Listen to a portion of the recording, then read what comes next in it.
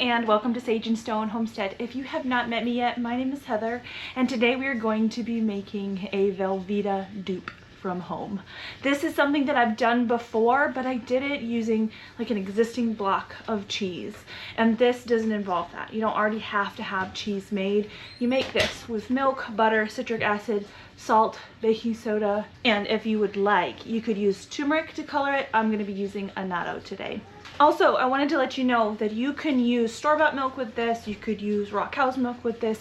I have my own herd of dairy goats, so I will be using goat's milk. I have made this once before already, and I do need to reuse my silicone bread pan here. This is what I'm going to be molding it in. So I want to pop out the one that I made the other day and show you what the goal is. That's what it looks like right now. It's like Jello almost. Now, I did butter this silicone pan. It is gonna come out. The recipe that I have is out of an Amish recipe book that I bought locally, and it says to line your bread pan with parchment or wax paper. I decided I would take my chance with silicone. We'll see if it comes out okay. There we go. Ta-da! There we go. It came out well.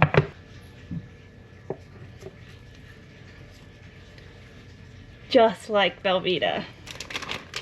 First things first, we start with milk. I have a very large pot over here. This pot will fit 8 gallons of milk to the tippy top. The next size down that I have only fits 1.5 gallons, and according to our recipe, we need 2 gallons plus 3/4 cup. So we're gonna start out with just the 2 gallons to start with and heat it up to 140 degrees Fahrenheit. Now, some of this milk that I'm using today is a little bit older.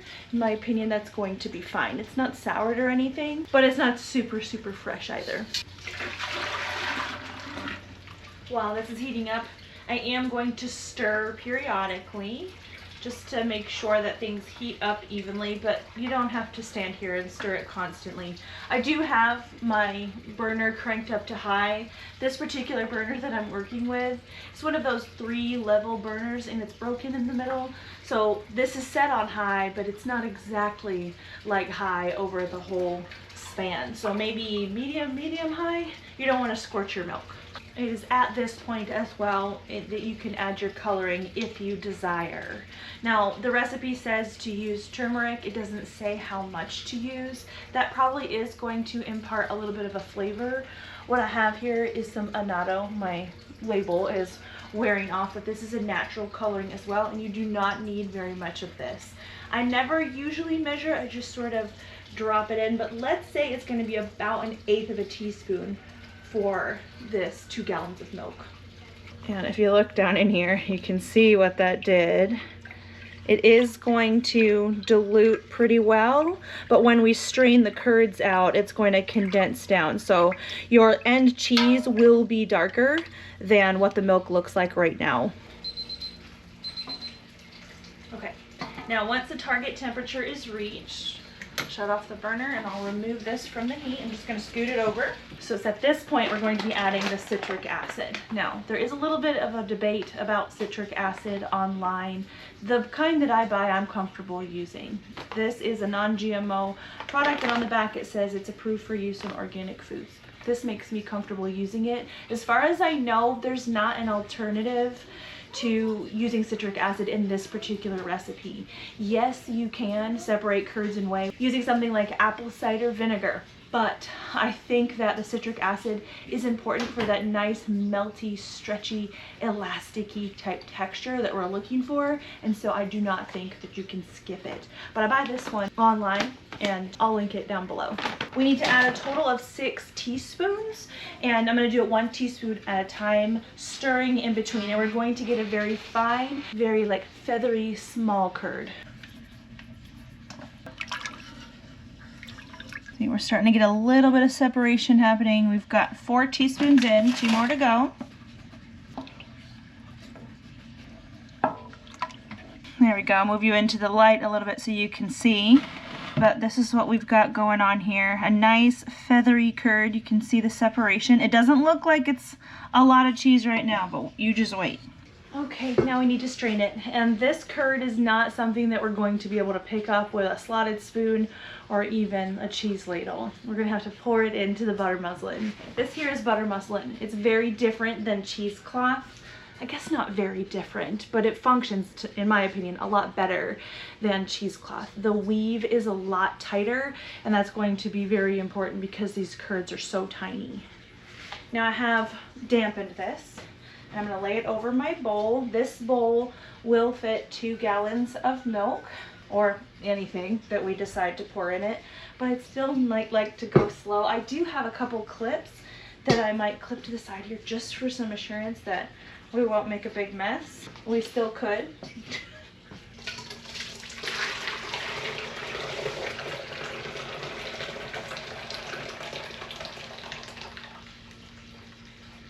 Alrighty, 2 gallons to the tippy top. Now the whey is going to kind of wick out to the sides and go down my cloth here, so I do want to pick it up pretty quickly.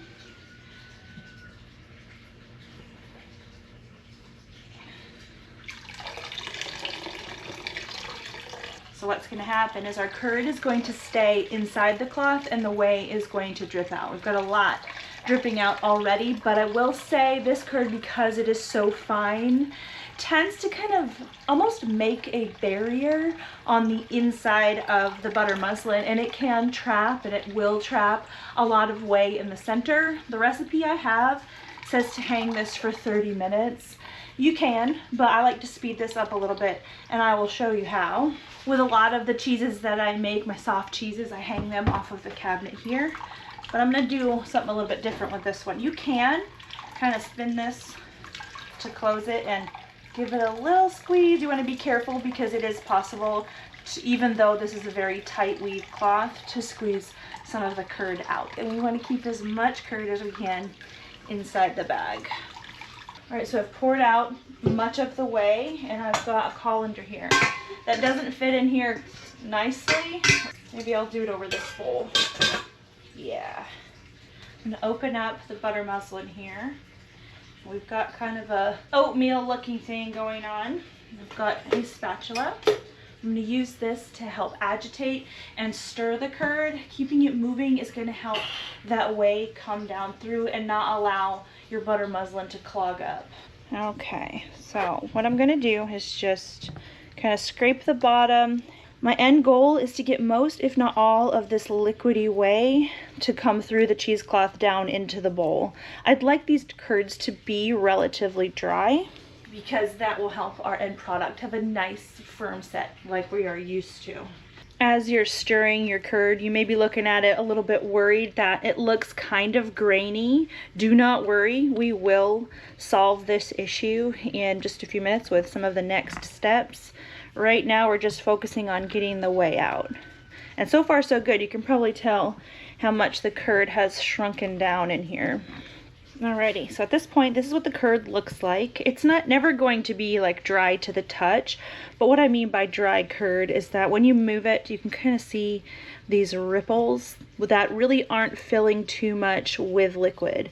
So if I make a well in the middle here, I'm not just filling up this well with liquid straight away. A little bit is pooling, but that's okay.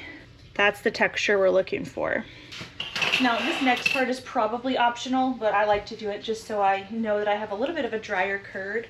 I'm gonna lay out a clean towel here, gather up my cloth, which is dripping, and I am going to give this a bit of a squeeze. See, there is still some whey in there.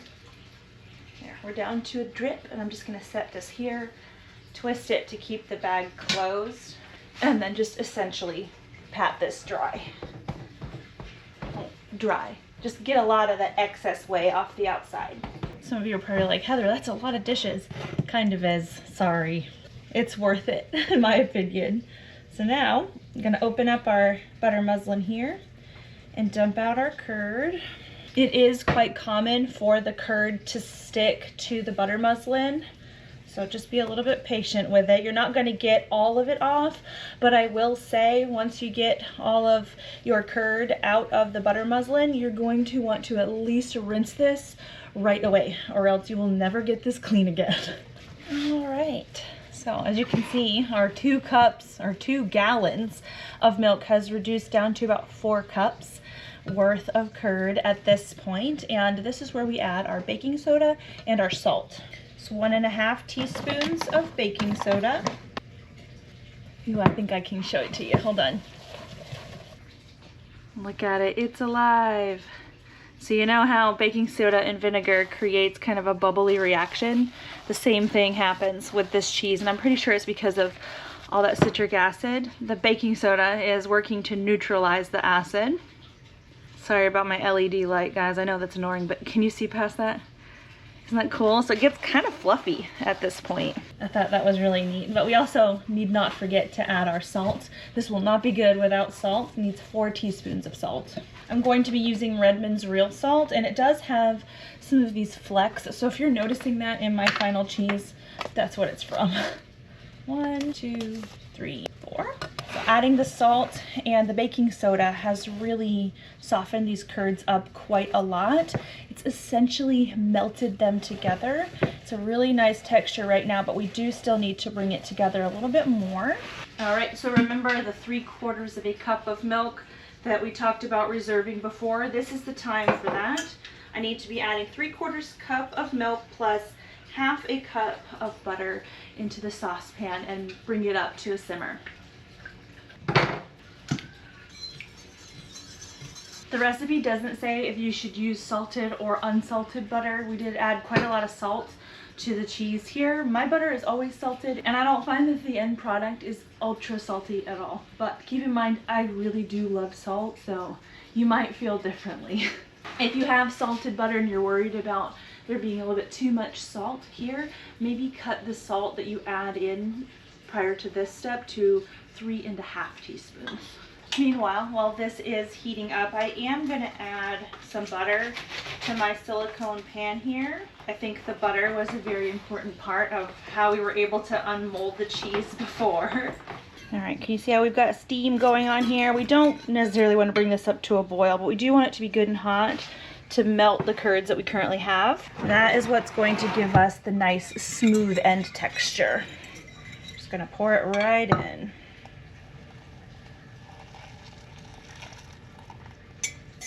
And this will stir together, I promise. So as I'm stirring this, you're gonna notice we do have some lumps. We wanna do what we can to stir those lumps out. It's very hard with just one hand, but the smoother we can get the end result, the better. And as this cools off, it is going to thicken up, and you are gonna have to use some elbow grease. Just try to get it as smooth as you can. You can get an idea of what this is going to look like. This is very much what the end product looks like when it is heated up. Perfect. Lovely, yummy nacho cheese. It is so cool to be able to make this at home. Now, once you've got it as smooth as you can, or when you feel like it's time to just give up, take your silicone bread pan or your bread pan that is lined with wax paper and pour it on in.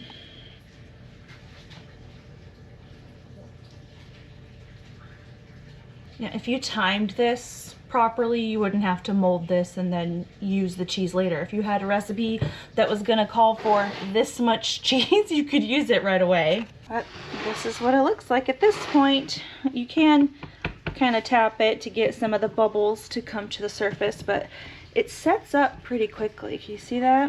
Now, out of curiosity, I want to see how much this weighs and how it compares to what you'd buy at the grocery store. Here's the one I unmolded earlier. It has kind of softened and slouched down a little bit since I took it out of the mold, so keep note of that. But it weighs 39 ounces, which is almost 2.5 pounds, which that's a pretty good cheese yield. Your yield may be different depending on the animals that produced the milk and really the time of year. In general, I can expect about 1 pound of cheese per gallon of milk. Now, we did have the addition of the milk at the end plus the butter, so that is probably where the extra 1/2 pound-ish comes from. But yeah, the block of Melts Cheesy from the store is 2 pounds, so it's definitely comparable. And Locally, we can buy this for $6, and the ingredients really aren't too bad on this particular product. Velveeta, it's a different story. In here it says milk, cheese cultures, salt, enzymes, water, dry milk, whey, sodium phosphates, cream, salt, sorbic acid as a preservative, xanthan gum, locust bean gum, guar gum, and color added. It doesn't give me any indication about what they use to color it, but this isn't the worst that there is. This is even better, and it is so good. Now, to get this to fully set, I am going to put some foil over it and stick this in the refrigerator. I imagine it only needs to sit in the refrigerator for 4 hours or so to set all the way through. And the recipe does say that this freezes well, so keep that in mind too. That's probably important to know because I imagine with the lack of preservatives, this is not gonna last as long as the other stuff. So I feel like this is good information to know that it does not hold its form super well. Now I've got a couple theories with this. Goat's butter is softer, at least the butter that I've been making is softer than cow's milk butter. Maybe this would hold up a little bit better or hold its shape a little bit better if we had drained a little bit more of the whey out. But in any case, I know this is going to work very well in dinner. I'm making mac and cheese.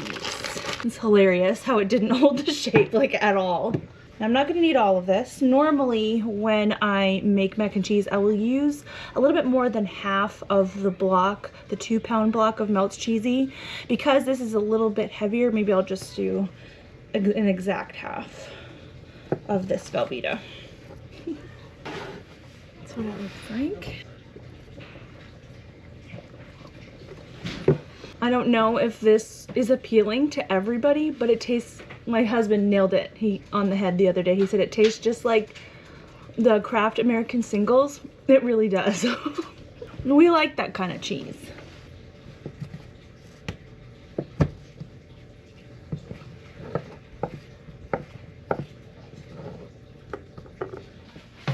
Thank you. My husband and I make mac and cheese differently. He likes to pre-make the sauce in the pan before adding the noodles, which is why he didn't bring them over. And that's why mine turns out better. Do you want to do it? No. Come here. No, you do it. You can do it. I will add the noodles and then make the cheese while mixing the noodles. You're really not going to melt the cheese in there first? I'm not going to melt the cheese in there first. That's not what I do. Do you want to do it? No. You put like ranch and everything in it. Not always. Sometimes. A little bit of milk, salt and pepper.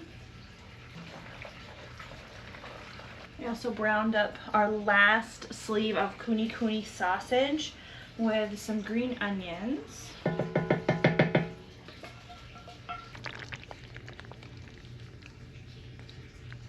You should title this video Hamburger Helper with Extra Steps. Did you hear it? It's good. Definitely melts well and it smells delicious. Is it yummy? Is it homemade? Yes. Mm-hmm. Really Except for the good. noodles.